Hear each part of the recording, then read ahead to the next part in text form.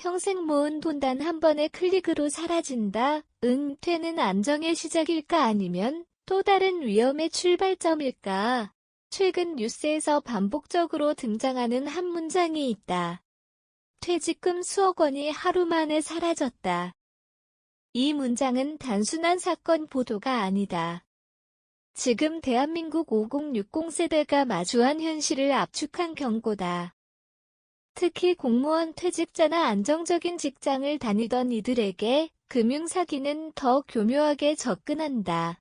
안정성이라는 신뢰를 기반으로 살아온 이들에게 원금 보장형 투자 정부 인증 플랫폼 자동 수익 시스템 같은 말은 설득력을 가진다. 문제는 이 모든 것이 신뢰를 가장한 설계된 거짓이라는 점이다. 과거 보이스피싱이 전화 한 통으로 시작됐다면 지금의 핀테크 사기는 앱 링크 플랫폼 그리고 데이터까지 활용한다. 더 이상 단순한 사기가 아니다. 정교한 금융 서비스처럼 보이는 가짜 시스템이다. 은퇴 이후 시간적 여유가 생기고 새로운 투자에 관심이 커지는 시기. 바로 그 틈을 노린다. 은퇴 후 삶을 준비하는 순간이 오히려 가장 취약한 순간이 되는 역설. 이것이 지금 우리가 직면한 문제다. 왜 5060 세대인가? 신뢰와 경험의 역설. 5060 세대는 경제적으로 가장 중요한 시기를 통과한 집단이다. 자녀 교육, 주택 마련, 노후 준비까지 이미 여러 금융 결정을 경험했다. 아이러니하게도 이 경험이 사기에 취약한 이유가 된다. 과거 금융 환경은 지금보다 단순했다.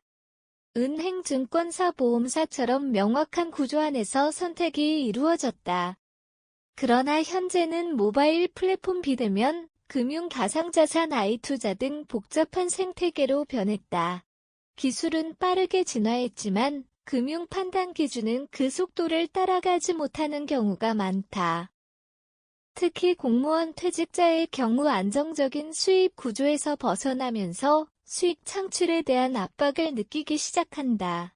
연금만으로 충분하지 않다는 불안, 물가 상승에 대한 걱정, 그리고 기대 수명 증가까지 겹친다. 이때 안전하면서도 수익이 높은 투자라는 말은 거의 거부하기 어려운 유혹이 된다. 또 하나 중요한 요소는 디지털 신뢰다. 앱이 깔끔하고 그래프가 움직이고 상담원이 친절하면 그것이 실제 금융 서비스처럼 느껴진다. 기술은 신뢰를 증폭시키는 도구가 되었고 사기범들은 이를 누구보다 잘 활용한다. 결국 5060 세대는 경험이 많기 때문에 속는 것이 아니라 변화된 환경 속에서 기존 경험이 제대로 작동하지 않기 때문에 속는다.